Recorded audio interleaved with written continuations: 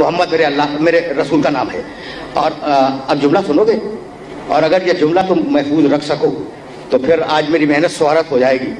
حدیث کی کتابوں میں انہیں دیکھا ہے کہ پیغمبر اکرم نے ارشاد فرمایا کہ یہ لفظ محمد یہ اللہ نے عرش کے حجابوں میں چھپا کے رکھا تھا میرے لیے.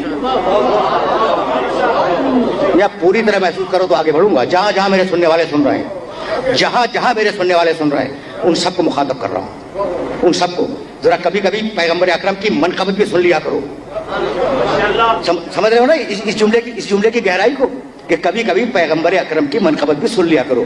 تو محمد کا لفظ کہاں تھا بھائی؟ عرش کے حجابوں میں چھپا ہوا. کسی کی نگاہ پڑ ہی نہیں سکتی، عرش کے پردوں میں ہے. عرش کے پردوں میں لفظ محمد. اچھا تو جب بچہ پیدا ہوا تو محمد نام کس نے رکھا؟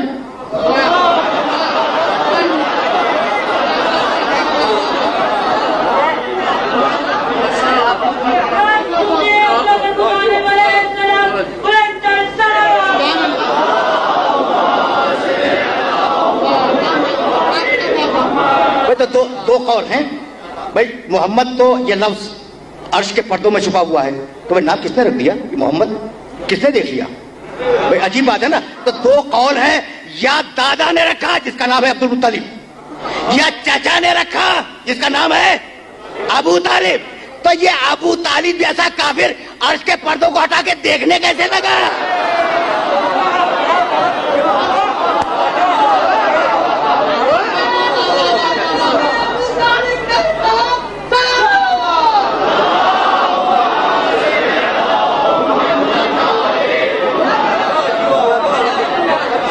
ٹھیک ہے.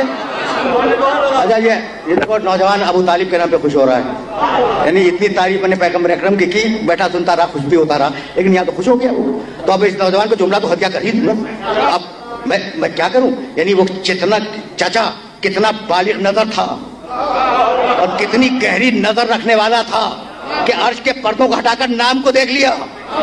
بھائی یہ جو ابو طالب سے دشمنی ہے نا، میرے جملے کو ذہن میں رکھنا، یہ جو ابو طالب سے دشمنی ہے، یہ دشمنی فضیلت کی دشمنی ہے.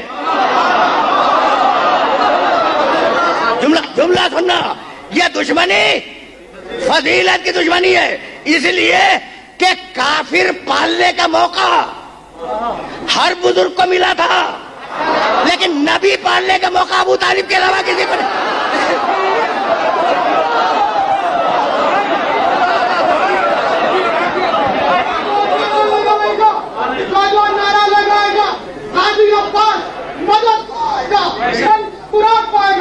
دونوں ہاتھ کتابیں بلند کر کے پوری طاقت سے حضرت ابو طالب کو خراج عقیدت پیش کر دو.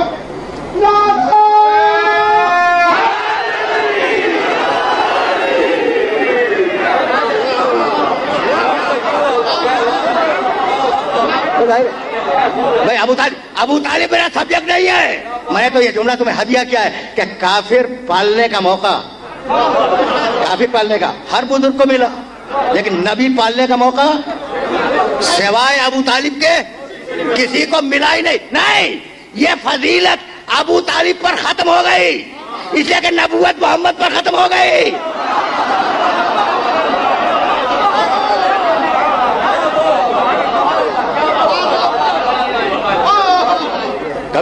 کبھی میں نے جملہ کہا تھا، اور یہ جملہ تمہیں ہدیہ کروں، پھر میں لفظ محمد کی طرف واپس جاؤں گا. میں چاہ رہا ہوں کہ یہ بات تم تک پہنچ جائے. بھئی عجیب بات ہے نا. میں نے دیکھا، نام رکھ دیا، پیدا ہوا انہی کے گھر میں، بار بار کے بتلا چکا ہوں میں. ابو طالب کے گھر میں بچہ پیدا ہوا، نام بھی رکھا محمد. ٹھیک ہے نا. اور اب حفاظت کے لیے ساتھ ساتھ رہتے ہیں. بھول گئے؟ پوچھنا چاہ رہا ہوں اپنے سننے والوں سے کہ اپنے بیٹے لٹائے محمد کو اٹھایا. دیکھو یہ کامن سینس کی باتیں، میں رکوں گا نہیں، میں پھر واپس جاؤں گا لفظ محمد تک. لیکن کیا یا نہیں کیا کہ بھتیجے کو اٹھایا، اپنے بیٹے کو اس کی جگہ پہ لٹا دیا. اب میں پوچھتا ہوں ایک عام مسلمان سے، عام، کہ میاں یہ کیا کر رہے تھے ابو طالب؟ کہ محمد رسول اللہ کو اٹھا کر اور اپنے بیٹے کو سلا دیتے تھے. کہا ہاں یہ کر رہے تھے، ہر تاریخ میں لکھا ہوا ہے. ابھی کیوں لکھا ہوا ہے؟ کہ ابھی بات یہ ہے کہ ابو طالب کے علم میں بات آ گئی تھی کہ یہودی اور عیسائی اسے قتل کر دیں گے. اس لیے وہ حفاظت کر رہے تھے, ان کے علم میں بات آ گئی تھی. ہاں ٹھیک, علم میں آ گئی تھی, ابو طالب کے علم میں بات آئی تھی کہ اہل کتاب محمد کو قتل کر دیں گے, اس لیے انہوں نے حفاظت کا یہ طریقہ بنایا تھا. تو ہم نے یہ پوچھا کہ بھائی ابو طالب پہ الہام ہوا تھا,